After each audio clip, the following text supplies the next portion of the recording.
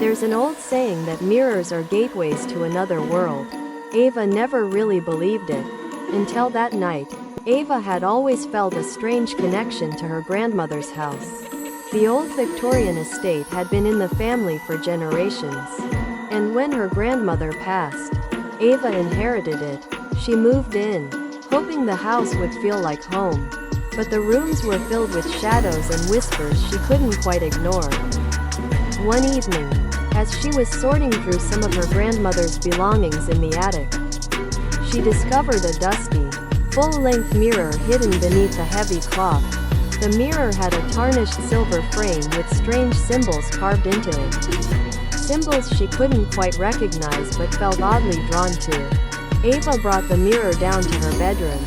At first, it seemed just like any other mirror, albeit with a strange sense of depth, as if the reflection went on for miles instead of ending at the wall. Every time she looked into it, she felt as if she was being watched, but she brushed it off as her imagination running wild in the old house. One night, as she was getting ready for bed, Ava caught movement in the mirror. She froze, staring at her reflection, but it wasn't her. The figure looked like her.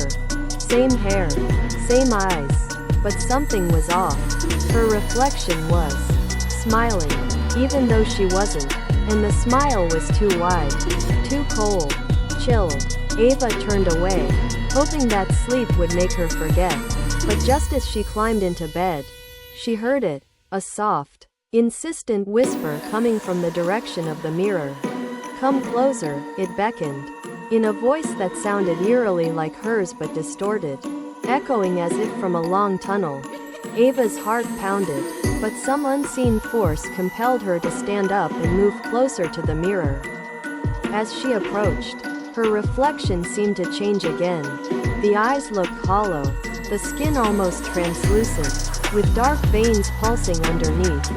Then it spoke. "Let me in," her reflection hissed, pressing its hands against the glass as if trying to push through. "I've been waiting for so long. You belong on this side now." In terror, Ava stumbled backward, breaking the trance. She fled to the other side of the room, heart racing as she kept her gaze on the mirror. Her reflection, no longer bound to mimic her movements, clawed at the glass from the inside, its face twisting in frustration. That awful smile stretching unnaturally wide. Desperate, Ava grabbed a cloth and covered the mirror, hoping it would silence the thing trapped inside.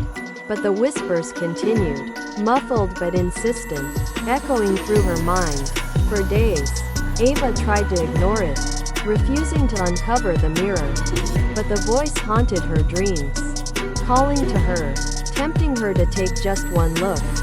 One night, unable to bear the torment any longer, she decided to get rid of it. She dragged the mirror out of her room and down the stairs, determined to throw it into the basement and lock it away forever. But as she reached the basement door, she tripped, the mirror crashing to the ground.